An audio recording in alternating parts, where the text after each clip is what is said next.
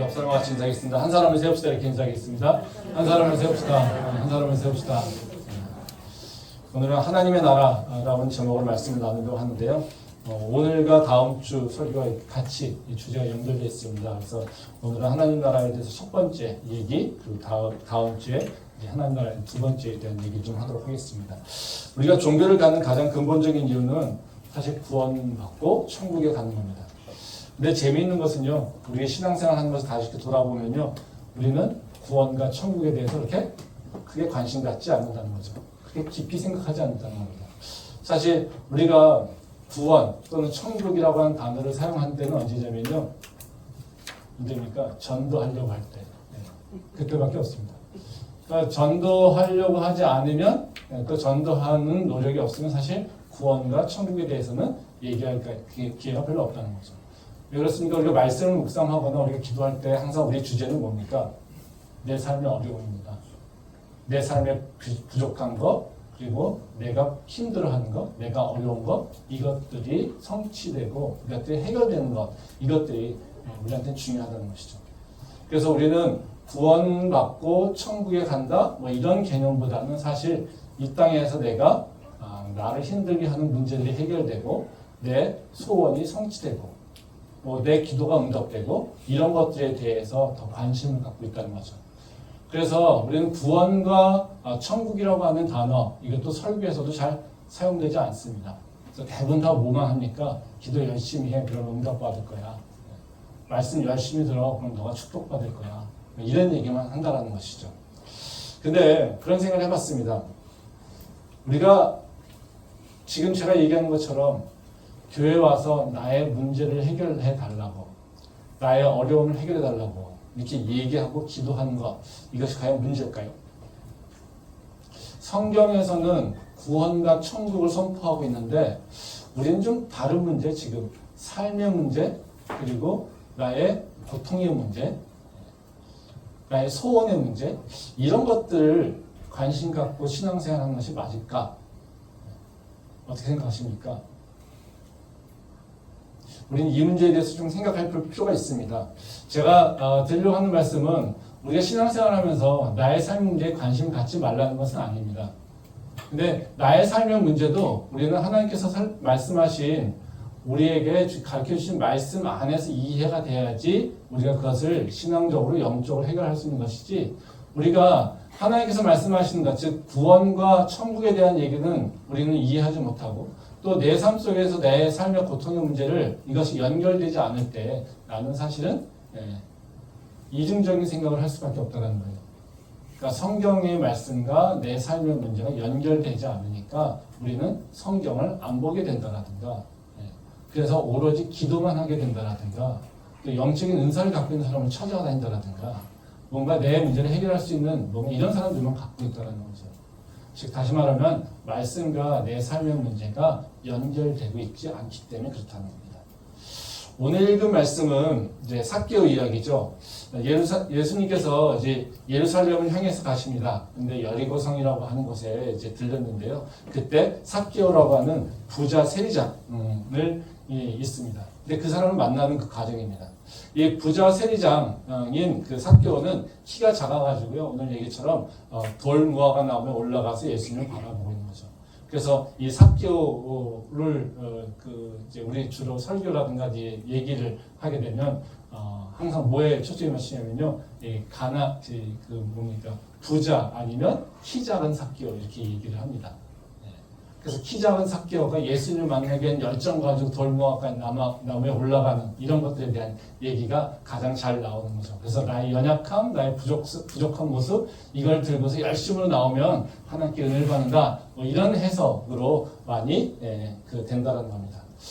근데 여기서 중요한 건요, 이 삭개오 얘기는 사실 우리가 열심으로 하나님한테 나갈 때, 내가 키 작아서 그 열정 가지고 나무에 올라가서 하나님을 만나려고 할 때, 그럼 네가 그 열심을 들고 나가면 예수님께서 너를 찾으실 거야, 예수님께서 너를 구하실 거야, 이런 얘기는 아닙니다.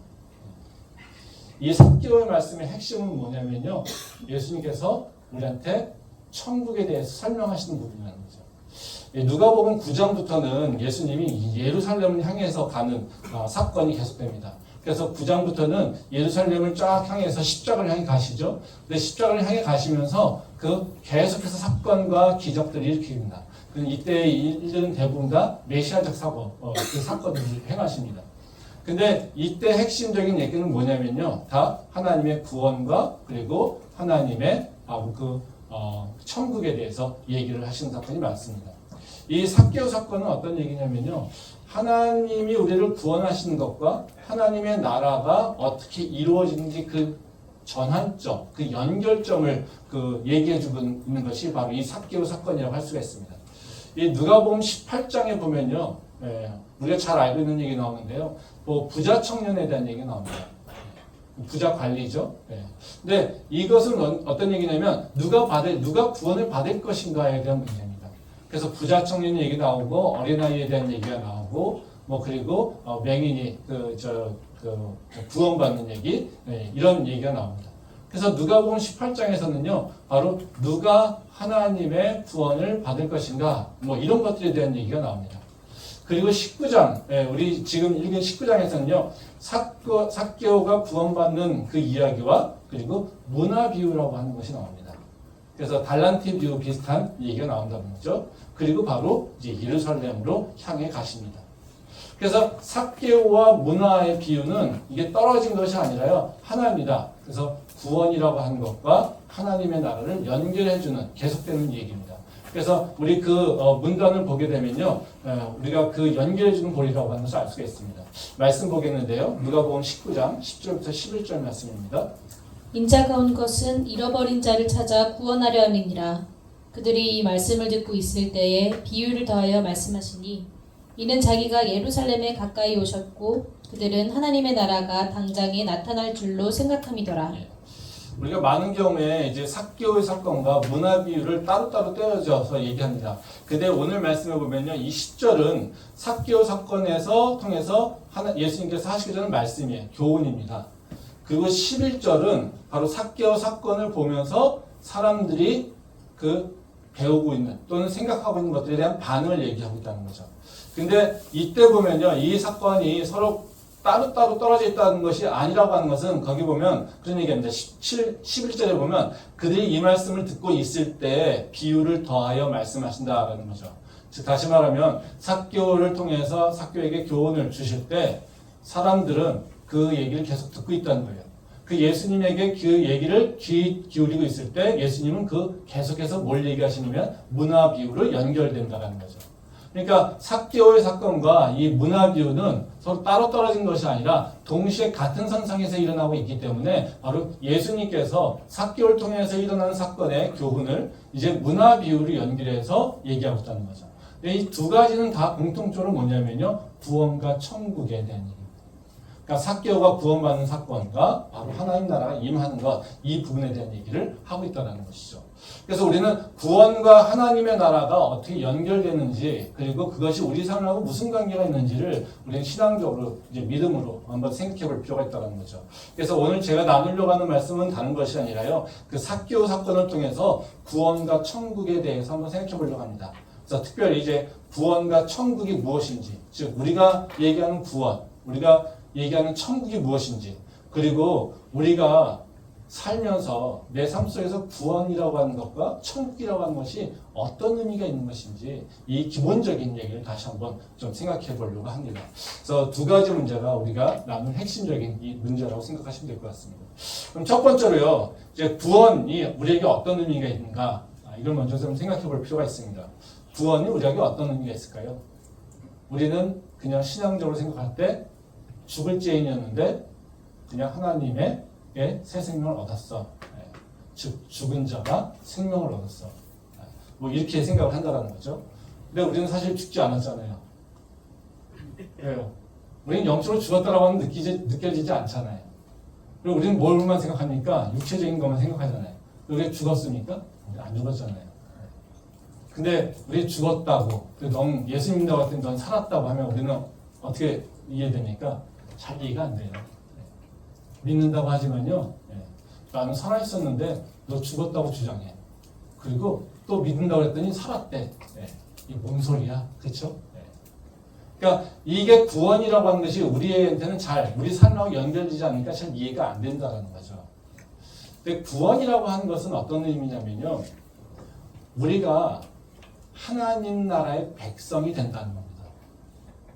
그리고 이제 구원받았다는 건요. 우리 성경의 문제로 보면요. 이제는 하나님의 보호하심과 인도함을 받는 그런 존재로 변화됐다는 거예요. 그러니까 이전에는 내가 하나님하고 관계가 떨어져 있어서 하나님의 인도하심과 보호하심을 내가 느끼지 못했어요. 그리고 받지 못했어요. 그 역사하심을 내가 경험하지 못했어요. 근데요, 이제는 내가 하나님의 백성으로서 하나님의 보호와 인도하심을 내가 누리고 있다는 거죠. 즉, 이제는 우리가 일체적으로 보게 되면요, 그런 얘기 그 드라마에서 많이 하잖아요. 미국하고 우리나라.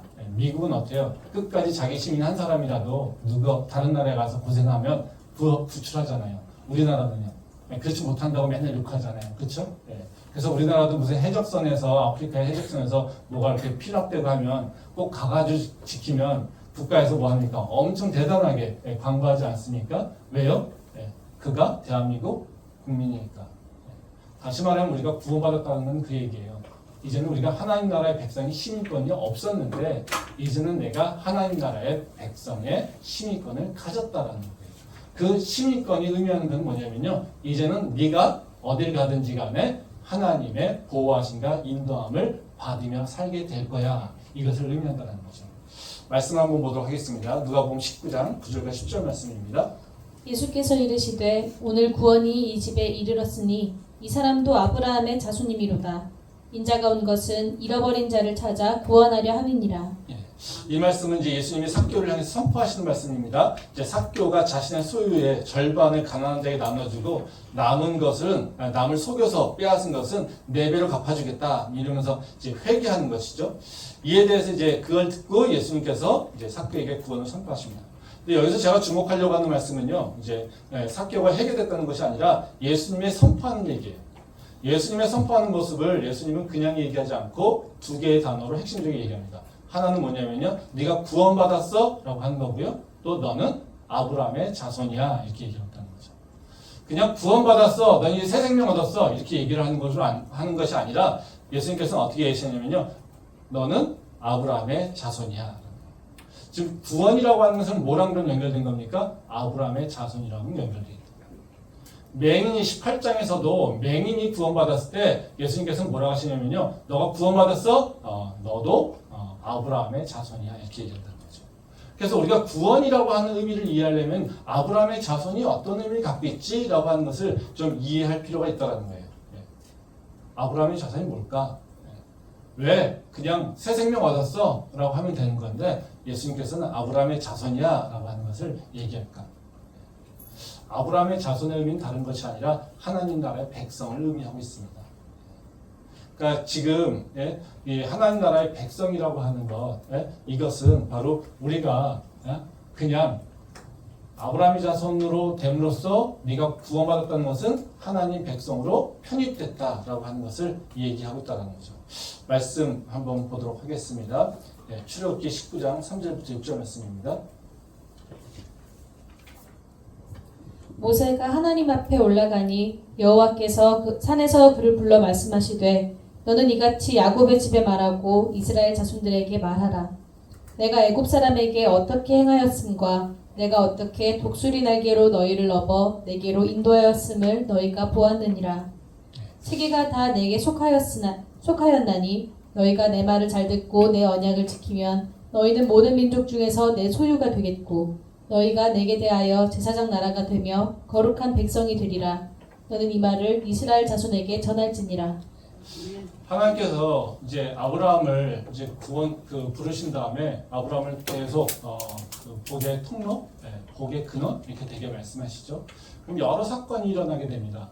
근데 하나님께서 이제 아브라함을 통해서 하나님의 나라가 될 거다, 그 강대한 나라가 될 거다 이런 표현을 하실 때가 있어요. 그건 언제냐면요, 소돔성에서 롯을 구하러 갈 때 하나님께서는 아브라함에게 야 소돔을 내가 멸할 거야 이렇게 얘기하시면서 그 다음에 하신 얘기가 뭐냐면요, 바로 그랬더니 아브라함이 내가 거기 가서 구원하겠습니다. 조카 롯이 있기 때문에. 그랬더니 네가 이제는 내 강한 나라가 될 거야 이렇게 얘기하신다는 거죠. 그래서 하나님이 구원하실 때 아브라함을 통해서 당신의 백성이 이제는 하나님의 강한 나라 그리고 그 나라의 후손들이 된다고 얘기한다는 거예요. 그래서 아브라함의 자손이라고 하는 것은요 바로 하나님의 나라의 백성이 된다는 것을 의미합니다. 근데 이 하나님의 백성이 된다는 것은 어떤 것을 의미하냐면요 바로 보호와 인도하심을 얘기하고 있다는 거예요. 지금 읽은 말씀은요 바로 하나님께서 이스라엘 백성들과 언약을 맺는 과정입니다. 이 5절 말씀에 보면 그런 얘기가 나오는데요. 세계가 다 내게 속하였나니 너희가 내 말을 잘 듣고 내 언약을 지키면 너희는 모든 민족 중에서 내 소유가 되겠고 이런 얘기합니다. 즉 내 것이 되겠다라고 하는 것은 뭐냐면요. 내 안에 들어왔어. 그리고 내 백성이야. 내 민족이야. 이렇게 얘기한다는 것이죠. 근데 이제 여기서 하나님께서 이스라엘 백성들과 언약을 맺으시면서 하시는 말씀은 바로 그냥 너희가 내 말을 잘 지키면 너희가 내 소유가 될 거야. 이걸로 끝나지 않아요. 근데 그 전에 구현적으로 설명한다는 거예요. 내 소유가 된다는 것이 어떤 의미인지를 설명해 주고 있어요. 그게 뭐냐면요. 바로 그 4절 말씀이에요. 거기 보면 뭐라고 합니까? 내가 애굽 사람에게 어떻게 행하였은가? 내가 어떻게 독수리 날개로 너희를 업어 내게를 인도하였는지 이런 얘기를 하세요. 다시 말하면 이제 이스라엘 백성들에게 너희 내 백성 될래? 이것을 물어보고 계시는 거예요. 근데 너희가 내가 누군지 아니? 이것을 다시 한번 깨우쳐 주는 거예요. 그리고 3절과 4절 말씀이라는 거죠. 3절 4절 말씀에서는 보면은 너희가 애굽의 종이었어. 다시 말하면 뭡니까? 하나님의 백성이 아니었다는 거예요. 그 모습으로 살지 않았다는 겁니다. 근데 너희를 내가 선택해서 바로 불러서 저 홍해 바다를 건너고 저 광야를 건너서 이제 내가 너를 애굽으로부터 자유케 했어. 그리고 이제 너희는 자유인인데 이제는 나랑 이제 관계를 정립해야 돼. 너희는 누구니? 나는 너희를 내 백성으로 삼기를 원해 라고 하는 겁니다. 그러면 나와 언약을 맺자 이 얘기입니다. 근데 이 언약을 맺자라고 얘기하시면서 하시는 말씀이 뭐냐면요. 내가 누군지를 기억해라 이겁니다. 내가 누구냐면 너희를 애굽에서 구원했고 그리고 독수리 날개로 너희를 업어서 내게로 인도했어 라는 겁니다. 즉 이스라엘 백성들이 애굽에서 자유케 될 수 있는 능력이 없었는데 불구하고 하나님께서 그들을 업어서 구름기둥과 불기둥으로 그들을 인도하셔서 바로 하나님의 백성을 지금 삼으려고 하신다는 것을 기억하고 있으라는 것이죠. 다시 말하면 하나님 뭘 얘기했어요? 내가 너를 보호하고 내가 너를 구원하고 내가 너를 인도할 자야. 근데 너희가 나랑 그런 언약을 맺을 때 이것을 지금 얘기하고 있다는 거죠. 그러면 우리가 이 언약을 믿는다는 건 뭡니까? 지금 하나님께서 말씀하시는 하나님의 보호와 인도하심이 내 안으로 들어오게 된다는 거죠. 아멘. 하나님의 나라가 우리한테 의미하는 건 뭐냐면요. 하나님의 통치와 하나님의 보호하심이 내게 임하는 겁니다. 기독교에서 얘기하는 천국 또는 하나님의 나라는요. 세상에서 얘기하는 천국과 다릅니다. 불교에서 얘기하는 천국 또는 불교에서 얘기하는 내세라고 하는 건 뭡니까? 지금 우리가 잘 살고 선한 일을 많이 하면 어때요?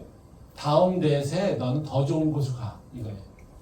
지금은 환경이 되게 안 좋은데 내가 여기서 열심히 잘 선한 일을 하고 나면 그 다음에는 지금보다 더 좋은 환경에 살 수 있어. 그러니까 뭐 합니까? 지금 열심히 선을 행하고 지금 열심히 뭔가 좋은 일을 해야 돼요. 그래야 뭐예요? 다음 내세. 그래서 이 모든 것이 선이 다 쌓이면 어떻게 해요? 해탈이죠. 윤회를 벗어나게 되는 거예요. 근데 그 극락에 대해서 설명하고 있잖아요. 근데 뭐만 설명합니까? 다음 내세 너가 지금 잘하면 더 좋은 모습으로 네가 태어날 거야. 너가 지금 잘못하면 너보다 나쁜 모습으로. 그래서 짐승이나 이런 걸로 태어날 수도 있을 거야. 이렇게 얘기하고 있어요. 그래서 내세라고 하는 건 뭡니까? 지금 너가 잘 살면 어떻게 될 거야 라고 합니다. 이게 설명이 되게 좋아요. 어떤 면에서요? 육체적 관점에서. 우리한테 딱 와닿잖아요. 내가 오늘 지금 열심히 선을 하고 좋은 일을 많이 하면 다음은 어떻게 해요? 난 지금 가난한 집 아들로 태어났는데 다음에는 부잣집 아들로 태어날 수 있어. 난 지금 평민인데 난 다음에는 왕자로 태어날 수 있어. 얼마나 우리한테 자극적입니까? 그렇죠? 이슬람은 어떻습니까? 이슬람의 천국과도 비슷합니다. 예. 이슬람의 구원의 천국도 완전히 육체와 연관되어서 설명하고 있다는 거죠. 이슬람에서는 뭐 천국에 대해서 되게 세세하게 설명하고 있다고 하더라고요. 뭐 4개 천국 이런 얘기를 설명하고 있는데요. 그 공통적인 특성은 뭐냐면요. 그렇게 얘기합니다. 이슬람의 천국은 이 세상에 있는 모든 욕구가 다 채워지는 공간이에요. 거기는 모든 과일이 있어서요. 부족함이 없어요. 또 술을 먹어도요. 취하지도 않아요. 또 절대 지루하고 심심하지도 않아요. 그리고요. 성적 욕구도 다 채워질 수 있도록요. 다 여자가 충분해요. 모든 것이 다 충분해요. 그러니까 너희가 거기 가면 술 취하지 않아도 돼. 술 취하지 않고 술을 마음대로 즐길 수 있어. 그러니까 지금 술 먹지 마. 다시 말하면 이슬람에서의 그 천국은 뭐냐면요. 너가 열심히 네 욕구를 다 자제해. 다 절제해. 다 참아내. 그러면 네가 저 천국에서는 네 욕구를 다 해소할 수 있어. 이거예요. 이것도 되게 저희한테 이렇게 와닿지 않습니까? 우리가 느끼는 천국은 뭡니까? 지금 부족함이 해결되는 거예요. 내가 지금 막 간절히 원하는데 이것이 해결되지 않는데 딱 무슬에서는 얘기하는 게 뭐냐면 네가 참아내, 이겨내. 그러면 너는 죽어서 누릴 수 있어. 네가 못 먹은 술? 천국에서 먹을 수 있어. 네가 못 누렸던 그 성적 쾌락? 네가 천국에서 누릴 수 있어. 너 지금 심심하고 외롭고 하지? 야, 그거 잘 참고 알라 얘기를 들어. 그러면 너 정말 절대 심심하지 않은 그 세상이 있어. 너 지금 산해지며 다 먹고 싶지? 근데 그거 잘 참고 있어? 그러면 천국에는 그냥 널려 있어. 어떤 천국이 더 좋습니까? 천국에 대한 설명은요. 우리 육체적 관점에서 보면요. 불교나 이슬람이 훨씬 더 설득적이에요. 그리고 우리한테 더 매력적이에요. 근데 성경은 하나님 나라에서 뭐라고 얘기합니까? 잘 몰라요, 우리는. 왜? 이런 표현을 안 써요. 성경에서는요, 천국에 가면 여자가 넘쳐나. 천국에 가면 술이 취하지 않아. 천국에 가면 너 모자란 게 아무것도 없어. 돈이 철철 넘쳐. 이런 얘기 하지 않아요. 천국에 가면 뭐가 부족한 게 하나도 없어. 이런 얘기 하지 않아요. 이게 참 우리한테, 그래서 우리는 하나님 나라 얘기하고 있지만 하나님 나라를 잘 몰라요. 근데 하나님께서 천국을 얘기할 때 우리한테 그렇게 표현하지 아니하시고요. 하나님이 표현한 건 있습니다. 하나님이 통치하는 것, 하나님의 통치가 이루어지는 것, 이것이에요. 하나님은 선하시기에, 하나님은 온전하시기에, 하나님은 완전하시기에, 그리고 하나님의 통치가 완전히 이루어지면 자연스럽게 뭐요? 우리 안에 평안과 기쁨이, 그리고 우리 안에 부족함이 없는 삶으로 이루어지는 거예요. 즉 하나님의 통치에 대한 얘기를 하고 있지 우리한테 육체적인 아주 자극적인 얘기를 하고 있지 않다는 거죠. 또 세상 종교와 우리 기독교에서 얘기하는 천국은 또 큰 차이가 하나가 있습니다. 우리가 아까 지금 얘기할 때 불교에서 얘기하는 거, 무슬림에서 얘기하는 것은 다 어디에 있습니까? 천국이. 우리 죽은 이후에 우리가 가는 곳이에요. 그렇죠? 너가 여기서 참아내? 그러면 너는 천국 갈 거야. 그렇죠? 천국은 어떻게 해요? 간다는 거예요, 우리가. 그래서 불교에서도 마찬가지고요. 무슬림에서도 그렇죠. 천국은 가는 곳이에요. 근데 우리 기독교의 천국은 뭘까요? 기독교의 천국은요, 우리 가는 곳이 아닙니다. 천국이 우리한테 오는 곳이죠. 즉, 다시 말하면 세상에서는요, 천국을 가기 위해서 살아요. 근데요, 기독교에서는, 성경에서는요, 천국을 우린 간다고 얘기하지 않아요. 어떻게 해요? 천국이 우리한테 임한다는 거예요. 세례요한이 뭐라고 합니까? 회개하라. 천국이 가까이 왔다. 또 오늘 우리 찬양에서도 얘기하지 않습니까? 성령이 어떻게 해요? 우리가 성령을 향해서 나간다? 아니요. 성령이 우리에게 오신다. 라고 얘기를 하는 거죠.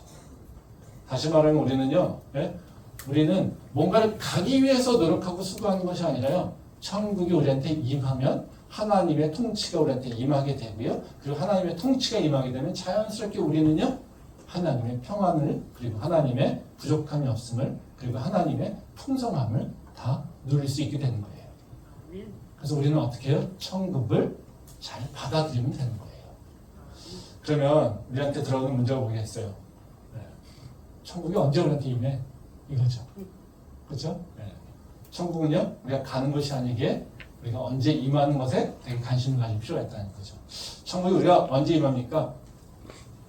이 땅에서 오늘, 지금, 당장 천국은 임하게 된다는 거예요. 말씀 한번 보겠습니다. 누가복음 19장 9절 말씀입니다. 예수께서 이르시되 오늘 구원이 이 집에 이르렀으니 이 사람도 아브라함의 자손이미로다. 이 말씀은 이제 예수님이 이제 아까 얘기했듯이 사과의 구원을 선포하잖아요. 근데 우리가 아까 얘기해서는 이제 아브라함의 자손에 대한 초점을 맞췄는데 이제 앞에 초점을 맞춰 보면요. 오늘 이 말씀에서 우리가 주목하는 것은 구원이 언제 이루어졌느냐예요. 사개오가 언제 이루어졌다고 얘기합니까? 오늘. 오늘 지금 이루어졌다라고 얘기하는 것이죠. 자, 하나님 나라는 우리가 죽어서 가는 것이 아니고요. 이 땅에서 당장 이루어지는 것입니다. 세상의 다른 종교에서는요, 바로 죽어서 가는 곳이 천국이지만 우리는 그게 아니라는 거예요. 그래서 천국은 어떤 거냐면요, 우리가 죽음 이후에 가는, 우리가 심판받는 것에 대한 얘기가 아니라 우리의 믿음이 지금 내 삶 속에서 이루어지고 그 믿음의 열매가 내 삶 속에서 맺어지는 것. 이것이 바로 우리가 믿는 바로 예수 그리스도의 복음이라는 거죠. 그래서 천국은 절대로요 멀리 있지 않습니다. 지금 내 안에 있다라는 거예요. 우리가 이 천국이 오늘 임했다라고 하는 것이 우리 삶 가운데서 의미하는 게 뭘까요? 우리가 왜 천국이 지금 당장 오늘 나에게 임했어 라고 하는 것이 중요할까요? 생각해 보세요. 죽어서 가는 것이라면 어때요? 우리는 선택이 언제입니까? 죽기 전에만 하면 돼요. 그러면 죽기 전에 하면 어때요? 그냥 천국 가서 그냥 즐겁게 살 수 있어요. 그렇지 않습니까? 우리도 그렇게 이해할 수 있어요. 근데 천국은요, 우리한테 지금 당장 임한다라고 하는 의미는 뭐냐면요, 하나님께서 계신 좋은 선한 것들이 어디서부터 이루어지냐면요, 지금 당장 나에게부터 일어날 수 있다는 거예요. 그러니까 무슬림이나 바로 불교에서 얘기하는 건요, 언제 내가 그 좋은 것들을 누릴 수 있어요? 내 육체가 다 죽은 다음에 누릴 수 있어요. 그렇죠? 시기가. 근데 천국에서 하나님께서 얘기하시는 그 평안과 기쁨과 그 모든 좋은 것들이 다 어디서 누릴 수 있습니까? 지금 당장 예수 그리스도를 믿으면 그 믿음으로 살아가게 되면 그 열매가 나한테 믿어진다는 거지. 우리가 왜 하나님한테 기도할 수 있습니까? 왜 하나님한테 내 삶에 부족한 것이 있고 내 삶에 아픔이 있고 내 삶에 어려움이 있는데 그걸 왜 하나님께 기도할 수 있어요? 하나님께서 야 참아내 그러면 너 천국 가서 너 누릴 수 있어 하면 우리는 지금 내 삶의 문제를 가지고 왜 기도해야 돼요? 그렇죠? 우리는 그렇게 기도할 필요가 없어요. 지금 우리가 하나님이 필요한 건 뭡니까? 당장 내 삶의 문제예요. 오늘 당장 문제고요. 내일의 걱정이고요. 내일의 근심이 내 삶의 문제예요. 우리가 해결하려고 하는 내 죽음 이후에 평안함을 누리려고 문제로 사는 것이 아니라요. 지금 당장 나는 힘들어요. 지금 당장 나는요. 내일 것이 걱정돼요. 지금 당장요. 나는요. 지금 불안해요. 지금 당장요. 나는 외로워서 어떠할 수가 없어요. 지금 당장 나는요. 내가 어떻게 살아갈지 앞이 캄캄해요. 이거예요. 천국이 저 멀리 죽어서 가는 곳이라면요. 우리는 이 문제를 가지고 예수님한테 나올 필요가 없어요. 근데요. 하나님의 나라는요. 그런 자에게 임하면 당장 그 문제가 하나님의 보호 가운데 하나님의 인도함 가운데 있다는 거예요. 우리가 기도할 수 있는 이유는 뭐냐면요. 우리가 기도해도 바로 우리 어려움을 기도해도 되는 이유는 뭐냐면요. 하나님이 넌 내 백성이라고 하면 그때부터 뭐라고 하신다고 했어요? 내가 너를 이제 지키고 인도할 거야. 내가 너를 보호할 거야. 너 필요한 거 내가 채워줄 거야. 너가 안전케 할 거야. 이것이 하나님께서 약속하시는 것이기 때문이거든요. 그래서 그 필요함이 언제 채워집니까? 지금. 내한테 가장 좋을 때 채워지고요. 나한테 가장 필요할 때 채워지고요. 나한테 가장 좋은 방식으로 하나님의 그 선하심이 이루어진다는 거예요. 어디서? 이 땅에서요. 말씀 한번 보도록 하겠습니다. 시편 23편 1절부터 6절인데요. 이 말씀은 우리 그냥 혼자 읽지 말고요. 다 아시는 말씀이에요. 예, 우리 한 목소리를 같이 그 단어를 좀 생각하면서 같이 한번 한 목소리 읽었으면 좋겠습니다. 같이 한 목소리를 천천히 읽겠습니다. 여호와는 나의 목자시니 내게 부족함이 없으리로다. 그가 나를 푸른 풀밭에 누이시며 쉴만한 물가로 인도하시는도다. 내 영혼을 소생시키시고 자기 이름을 위하여 의의 길로 인도하시는도다. 내가 사망의 음침한 골짜기로 다닐지라도 해를 두려워하지 않을 것은 주께서 나와 함께 하심이라. 주의 지팡이와 막대기가 나를 안위하시나이다. 주께서 내 원수의 목전에서 내게 상을 차려주시고 기름을 내 머리에 부으셨으니 내 잔이 넘치나이다. 내 평생의 선하심과 인자하심이 반드시 나를 따르리니 내가 여호와의 집에 영원히 사리로다. 시편 23편 너무 잘 알고 있는 말씀이죠. 근데 여기서 우리가 초점 받으시는 것은 첫 번째입니다. 시작이 뭐로 시작됩니까? 여호와는 나의 목자시니. 여호와께서 나를 인도하시는 분, 나를 주관하시는 분, 이라고 하는 것을 고백하고 있어요. 그리고 그 다음에 더 일어나는 건 뭡니까? 다 좋은 거예요. 부족함이 없고요. 푸른 풀밭에 누이시고요. 쉴만한 물가로 인도하시고요. 영혼을 소생시키시고요. 나를 의의 길로 인도하시고요. 이 모든 것들이 이루어지는 것은 어떤 고백입니까? 여호와는 나의 목자시니. 다시 말하면 여호와는 나의 목자라고 하면 하나님의 통치가 나에게 지금 이루어지고 있음을 고백합니다. 나는 내 마음대로 살아가는 것이 아니라 하나님이 나의 삶의 주인이시기에 하나님의 인도함 따라 내가 살아갑니다. 그때 나에게는요 부족함이 없고요, 쉴만한 물가를 인도하고요, 나는 의의 길로 가게 되고요, 내 영혼이 소생되고요, 이런 것입니다. 그래서 가장 중요한 건 뭡니까? 여호와가 나의 목자라고 하는 것입니다. 우리가 하나님의 통치라고 하는 것을 그냥 하나님이 너무 무섭게 뭔가 우리를 두렵게 뭔가 우리를 지키게 뭔가 하는 그래서 심판자의 개념을 이해하고 있지만요, 근데 하나님의 통치라고 하는 것은요 우리가 하나님의 보호하심과 인도함으로 가게 된다는 거예요.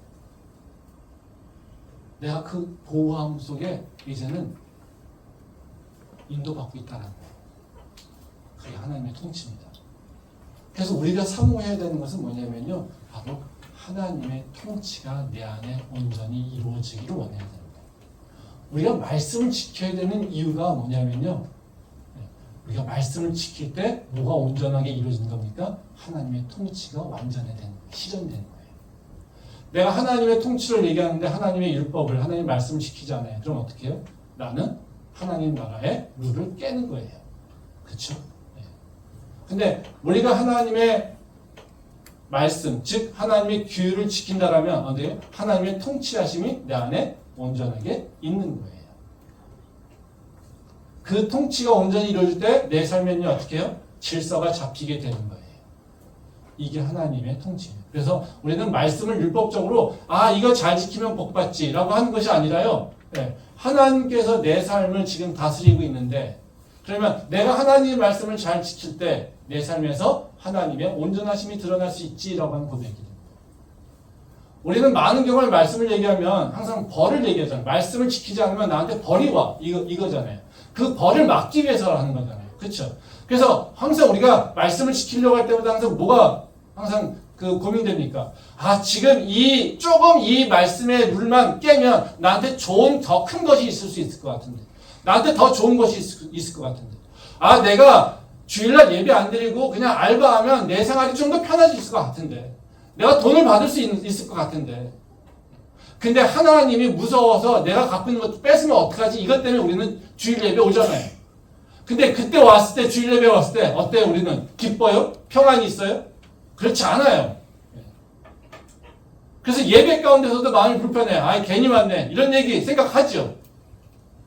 근데 생각해 보세요. 내가 주일에 예배 오는데 이것이 바로 내가 혼나지 않기 위해서 이렇게 오는 것이 아니라 주님, 내 삶이 하나님의 모든 공급하시면 내가 이루어질 수 있어요. 하나님, 당신께서 나에게 공급해 주셔야지 내가 삶이 안정되질 수 있어요. 내가 하나님한테 붙어 있어야지 내가 삶이 평안할 수 있어요. 즉 여호와 하나님, 당신이 나의 목자 돼 주셔야 됩니다. 그리고 내가 그 목자의 인도함을 따라가겠습니다라고 고백할 때 나는요, 지금 시편 23편에서 얘기하는 것처럼 그 평안함을, 부족함이 없음을, 그리고 그 풍성하심을, 그 생명이 소생되는 것을 다 경험할 수 있다는 거예요. 우리가 다시 말하면 우리가 하나님의 말씀을 지키는 것은 내가 더 나쁜 것을 피하기 위해서가 아니라 하나님의 정말 커다란 더 큰 은혜를 누리기 위해서 하나님을 향해 나가는 거예요. 그것은 하나님을 온전히 신뢰할 때 이것이 가능하다는 거예요. 하나님 나라가 내게 임할 때 우리는 하나님의 보호하심이 있음을 항상 고백해야 됩니다.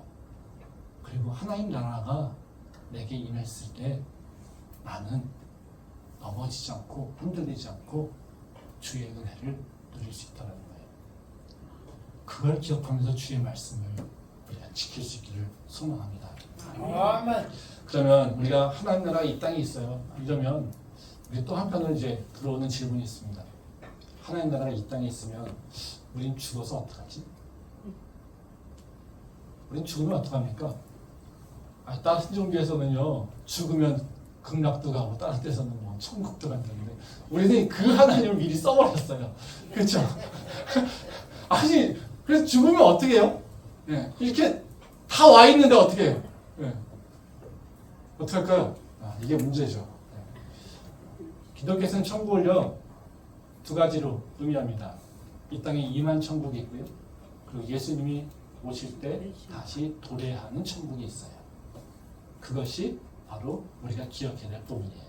말씀 보도록 하겠습니다. 누가복음 19장 11절부터 13절 말씀입니다.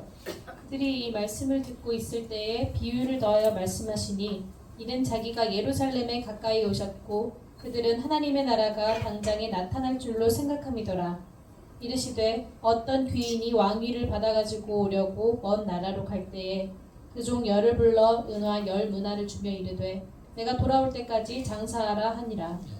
이 말씀은 이제 예수님이 삭개오 구원 사건을 얘기하고 이제 하나님 나라가 임했다, 구원이 임했다라고 하니까 이제 사람들이 그렇게 얘기하는 거예요. 삭개오가 일어날 이제 삭개오 구원받을 때 사람들이 보면서 하나님 나라가 왔네 이렇게 지금 생각하고 있다는 거죠. 거기 보면 11절 말씀에 보면 그런 얘기 나오잖아요. 하나님의 나라가 당장에 나타날 줄로 생각한다. 누가요? 사람들이. 그러니까 다시 말하면 무슨 얘기예요? 삭개오의 모습을 봤을 거예요. 삭개오가 예수님을 만났어요. 그렇죠? 그때는 삭개오가 어떤 사람이었는지 모르겠지만 삭개오의 행동이 바뀌었어요. 내 재산의 절반을 다 나눠주고요. 내가 잘못한 것이 있으면 4배로 갚을게요. 이러면서 사람들이 무슨 생각을 했어요? 와, 이것이 천국이네 이라는 거예요. 저 삭개오가 천국에 왔네? 이런 거죠. 네? 이러니까 예수님께서 그럼 천국이 왔다라고 선포하면 되는데 또 다른 얘기를 하세요. 뭐냐면요, 문화비유예요. 다시 말하면 여기서 뭐라고 합니까? 거기 13절을 보면요, 내가 돌아올 때까지 장사하니라. 이 문화비유는 뭡니까? 주인이 이제 저 멀리 타국에 갑니다. 그러면서 그 남은 종들에게 문화를 줍니다. 그리고 어떻게 해요? 나중에 와서 다시 정산하자, 이 얘기를 하고 있다는 거죠. 그럼 다시 말하면 삭개오 통해서 이미 천국이 왔어요. 그럼 이게 천국이 끝이냐? 그게 아니잖아요. 이제는 완전한 천국이 있다는 거예요. 완전해진 천국. 다시 말하면 더 이상 올 천국이 없는 것. 즉 예수님께서 우리한테 다시 오셔서 마지막 때에 우리를 심판하시고 우리를 영원한 구원의 안식으로 인도하시는 바로 그 천국이 또 있다는 것이죠. 그러면 지금 있는 천국과 도래할 천국은 무슨 관계가 있을까요? 이게 궁금하죠. 우리는 그럼 양쪽 천국에 끼어가지고 어떻게 해요? 이거 어떡하지? 지금 천국들인데 또 천국이 있다고? 이건 뭐지? 네. 이게 참 어렵잖아요. 네. 이 두 개의 관계가 있는데요. 지금 이 땅에서 천국을 누리고 있으면 도래할 천국도 우리한테 주어지게 됩니다. 말씀 보도록 하겠습니다. 누가복음 19장 26절 말씀입니다. 주인이 이르되 내가 너희에게 말하노니 무릇 있는 자는 받겠고 없는 자는 그 있는 것도 빼앗기리라. 예. 이 말씀은 이제 문화비의 결과입니다. 사실 교훈이에요. 이 말씀 하시려고 하는 거예요. 여기 보면 이 말씀 참 어려워요. 해석하기가. 예. 근데 이제 천국의 개념이 없이 이것을 그냥 문화, 달란트에서 더 받고 이런 걸로 생각하면요. 이거는 잘 해석이 안 되는 그런 난제입니다. 근데 두 개의 천국을 가지고 얘기하면요. 이 말씀 되게 단순해 와요. 이게 무슨 얘기입니까? 주인이 이르되 내가 너에게 말하노니 무릇 있는 자는 받겠고 없는 자는 그 있는 것도 빼앗기리라. 있으면 또 받아. 그렇죠? 지금 없어? 그럼 네가 갖고 있는 모든 것도 빼앗겨. 이런 얘기예요. 네. 지금 그럼 있는 자는 뭐겠습니까? 천국을 갖고 있는 자. 네. 천국이 내 안에 들어와 있는 자예요. 네. 그러면 예수님이 오셨을 때 우리는요. 걱정할 필요가 없어요. 뭐만 생각하면 됩니까? 이제 하나님께서 준비한 더 완전한 천국이 나한테 들어오는 것만 기대하면 돼요. 그러니까 내한테 천국이 있으니까 이게 완전케 되는 천국이 나한테 주어지는 거예요. 근데 내 안에 천국이 없어요. 그럼 어떻게 될까요? 내 힘으로 막 뭔가 가지고 있는 여러 가지 것들이 있어요. 그쵸? 네. 세상에서 욕심 가지고 막 챙겨오는 게 있어요. 그것도 어떻게 된다고요?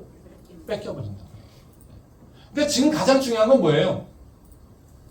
지금 이 땅에서 내가 천국에 받아들이는 거예요. 그게 가장 중요한 일이에요. 아, 내가 저기 이제 내 지금 고난이 저 끝나서 저 언젠가는 하나님께서 주시는 평안으로 갈 거야 하면서 지금 그냥 아무렇게 살아 이 얘기가 아니에요. 그래서 참 살자 이런 얘기가 아니에요. 우리는 지금요 어떻게 해요? 네. 잘 살아야 되는 거예요. 어떻게 해요? 천국을 이루면서 사는 거예요. 그럼 우리 문제가 뭐겠습니까? 지금 이 땅에서 나는 어떻게 천국을 이루어가며 살 것인가? 이게 우리가 질문해야 되는 거죠. 이 질문의 답은 다음 주에 하도록 하겠습니다. 시간이 많이 지나서요. 네. 그래서 다음 주에 또 오십시오. 또 오시면 어떻게 천국을 누릴 것인지 목사님 올게요. 말씀을 드리도록 하겠습니다. 같이 기도하도록 하겠습니다.